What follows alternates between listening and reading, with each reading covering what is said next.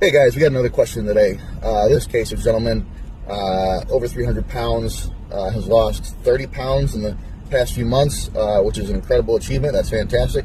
But the weight has stopped coming off. And so when I see this 10 times out of 10, it's not an instance of the person lying or making excuses. Their calorie tracking is not perfect. And sometimes they know it's not perfect and sometimes they don't. If they know it's not perfect, they think, I'm off by a little bit, but I'm right in the ballpark and I'm not losing weight. I don't understand. And what I always have people do, they might say they're in a 1,500 calorie a day meal plan. And so I'll say, hey, if you've stalled your weight loss for a few weeks, a heavier guy with a lot of extra body fat carrying around, I want you to really, really closely, objectively track every single thing going into your mouth. Pause.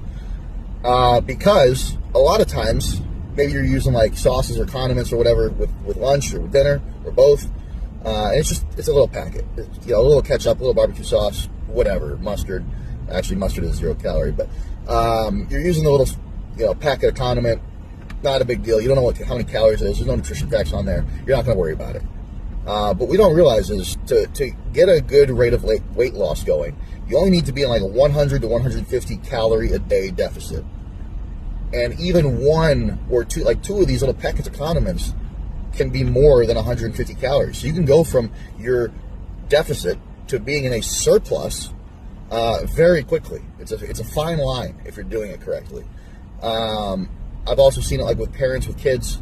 I guess you'd have to have kids if you were a parent. But parents, they're making food for their kids, and they might steal a couple bites of something, or they're getting their kid a snack, and they have a couple potato chips, and they don't track that. It was just real quick. It was some small thing. They don't think that it could possibly be very many calories. So even though they shouldn't have done it, it's not going to make a big difference. But it can. I don't want to overblow it, but it can. So if you think you're hitting a certain number of calories, and especially too if someone's eyeballing stuff.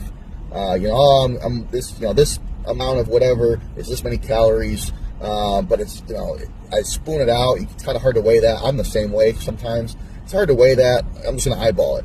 And they don't realize that they're overshooting by 60 calories just on that one spoonful. Maybe they're doing that multiple times a day. So a lot of times when someone thinks they're at a certain calorie level and they're gaining weight or not losing weight anymore, when you have them really track every single thing religiously, they actually find out that they're 150, 200 calories higher than they thought they were, and that's the issue.